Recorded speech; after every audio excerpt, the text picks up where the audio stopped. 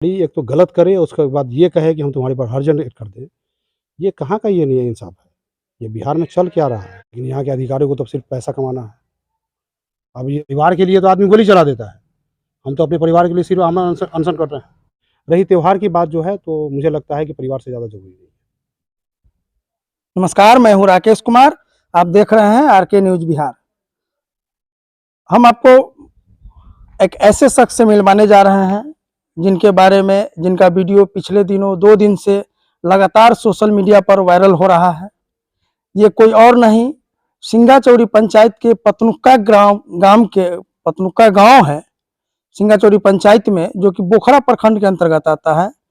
और ये फिरोज खान से मिलवाने जा रहे हैं, वही फिरोज खान जो आमरण अनशन पर बैठने का ऐलान कर चुके हैं। और ये भारतीय सेना में जवान है, सेना के जवान है जो जम्मू कश्मीर में कार्यरत है। आपको बतलाते चले कि इनके पिताजी भी सेना में जवान थे। और आज ऐसी स्थिति हो गई है कि एक सेना में के जवान होते हुए भी इनको अपने घर पे रहने के लिए, घर तो है लेकिन अपना घर पे नहीं रह करके ये किराए के घर में पिछले 1 साल से रह रहे हैं।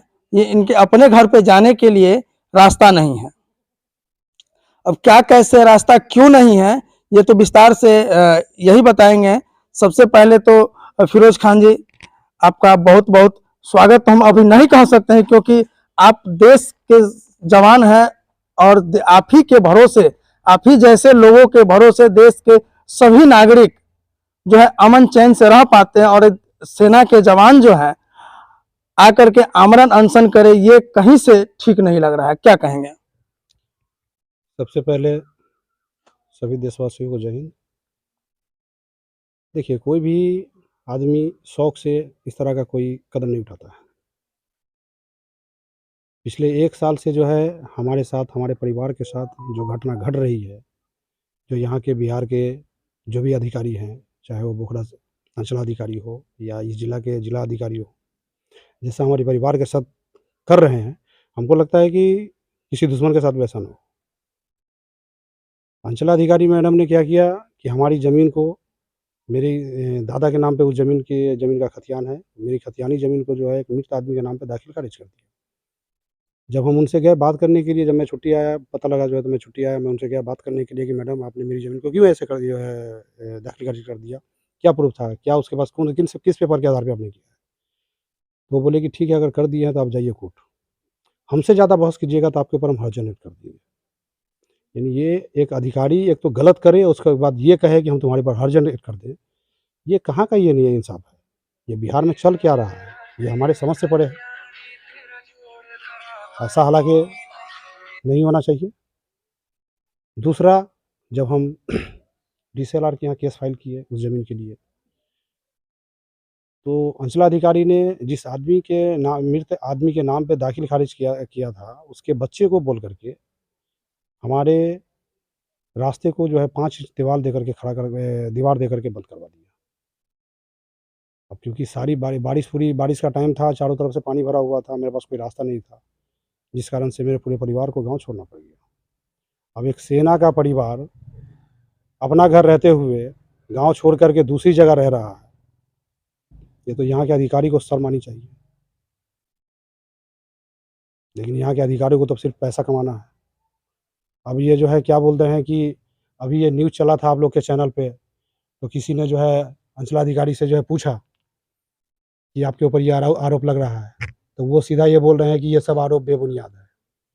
हमको जो कर्मचारी और सीआई ने जो रिपोर्ट करके दिया, उस आधार पर हमने जो दाखिल खारिज किया था।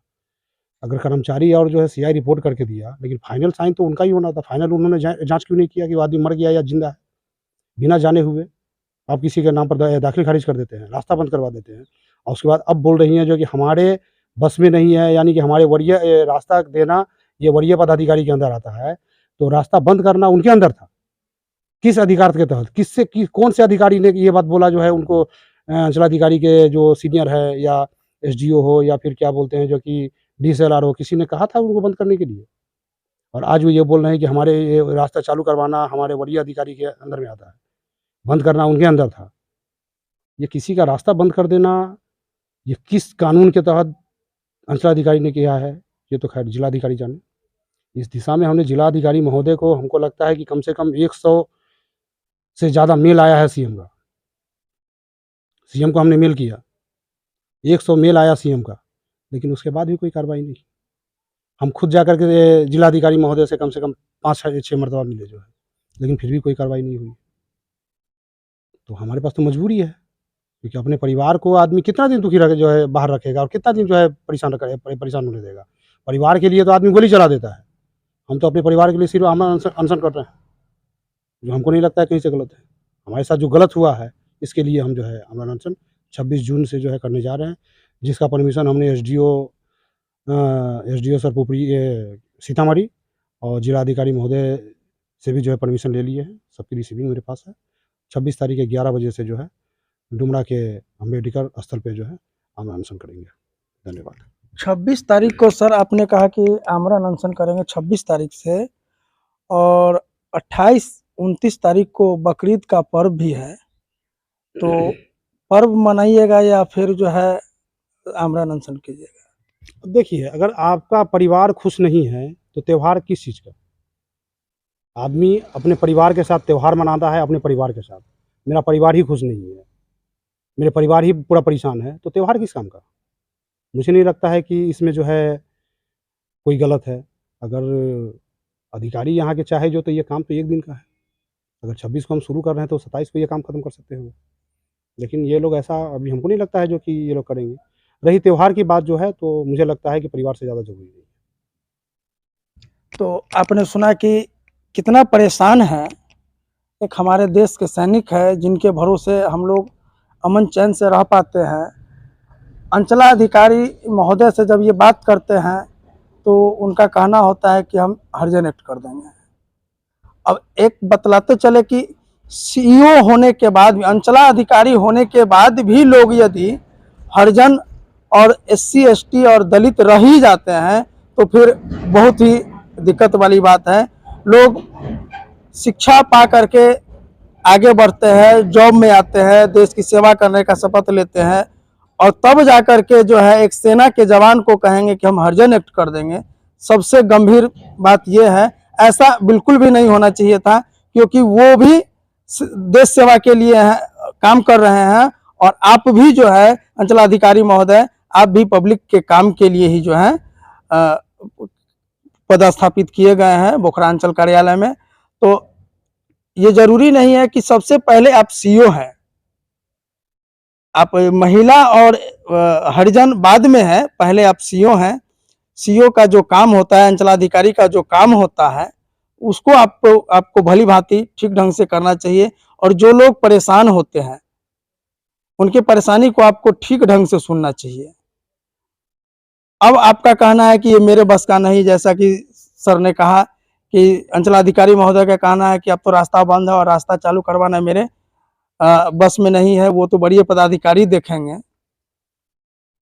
तो आप कम से कम अपील कर सकते थे बड़े पदाधिकारी को कि एक हमारे सेना है जो परेशान है, इसको देखा जाए, लेकिन आप तो वो भी नहीं किए।